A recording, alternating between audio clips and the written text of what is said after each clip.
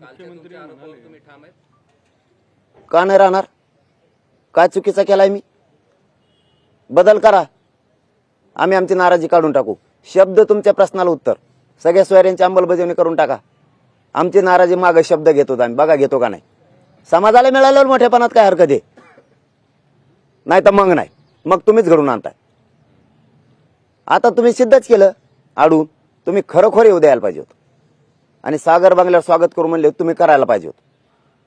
तुम्हाला त्याचा वेगळा अर्थ धरला असेल. तुम्ही इतके लाखात येतात का कोटीत येतात माहित नाही, हे जे तुम्ही अंदाजा लावला होता, तुम्ही चूक केली. तुमचं नाव सागर बंगला उघडा ठेवला असतं तर आणखीन मोठं झालं असतं. काल मुख्यमंत्री बोलताना असं म्हणाले की मी मुख्यमंत्री असल्याचा कुठेही युगो न ठेवता मी जरंगे पाटलांच्या आंदोलनाला गेलो, त्यांना भेटलो आणि त्यांच्या मागण्या सुद्धा पूर्ण केल्या. मग नंतर ए बी सी डी अशा मागण्या वाढत गेल्या, मात्र हे करताना मी युगो ठेवला नाही असं त्यांचं म्हणणं आहे. आम्ही कुठं म्हणलो मुख्यमंत्र्यांनी युगो ठेवला? आम्ही म्हणलो नाहीत. आम्ही प्रत्येक याच्यात बाईटमध्ये आमचं देऊ शकतात तर शिंदे साहेबच देऊ शकतात, पण ते जर त्याचं ऐकून स्टेटमेंट बदलीत असली त्याला आम्ही काय करावं? आम्ही कोणत्या दिवशी म्हणलो की ते देणार नाही? म्हणून अन्याय, म्हणून रोखायचं, म्हणून गुन्हे दाखल करणार, म्हणून तुम्ही आमच्या रात्री लोक उचलणार?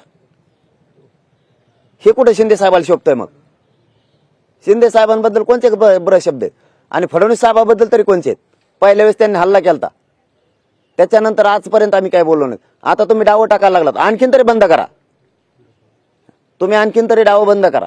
तुम्हाला वाटत असेल मग हे माघारी फिरलेत आणि पुन्हा डावं चालू करू. आता चूक करू नका. पूर्वी अंतर्वालीत केलं तर ते पुन्हा घडून आणू, ती चूक करू नका. तुम्हाला पुन्हा एकदा सांगतो, तुम्हाला वाटत असेल आम्ही आमच्या सुविधा नव्हत्या सोबत, लोक पायी होते याच्यासाठी मागे फिरलोत आणि पुढं तुम्ही 16-17 हजार उभा केलेत आणि लोकांना त्रास होऊ नये म्हणून माघारी आलोत. पण याचा अर्थ असा नाही की तुम्ही अंतर्वालीची पुनरावृत्ती पुन्हा करायचं स्वप्न बघू नका. होय, झालं ते मागं झालंय. आता बार बार त्याला फड्यात पडू नका. गोडी गुलाबीनं तुम्हाला आणखीन सांगतो, तुम्हाला सगळ्या सोयरींची अंमलबजावणी करायचं मागं लागा. पहिली मागची सगळी नाराजी समाजावरची धुवून जाईल. हो, हे सुद्धा शब्द माझा लक्षात ठेवा. पण तुम्ही असंच करत राहिलात तर ही लाट नाराजीची अशीच वाढत जाणार आहे. तुमच्या काल जुन्या सहकारी जे होते त्यांनी मुंबईमध्ये पत्रकार परिषद घेऊन आरोप केलाय की आपण पूर्वी राष्ट्रवादीला पाठिंबा दिला होता आणि राष्ट्रवादीच्या स्टेजवरचे आपले राजेश टोपे आणि इतर नेत्यांसोबतचे फोटो देखील त्यांनी काल पत्रकार परिषद. खरं की ते म्हणतात ते खरं. विश्वास कोणावर ठेवायचा? कारण आता अशी माणसं फोडून अनेक बंड शमवण्याचं काम झालंय, अनेक आंदोलनं संपवण्याचे काम झालेत. त्यामुळं कोण इमानदार आहे हे आज मी सांगणार नाही, त्यातला ते उद्याचा काळ ठरवेल.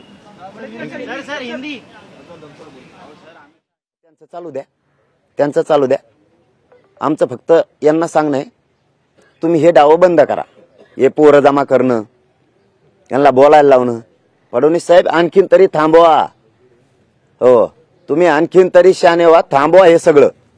तुम्ही एक एक माणूस जो धरून नेताय आणि त्याच्याकडून मीडियाच्या माध्यमातून बोलून घेताय, एवढं व्यासपीठ उभं व्हायला आम्हाला 19 वर्ष गेले.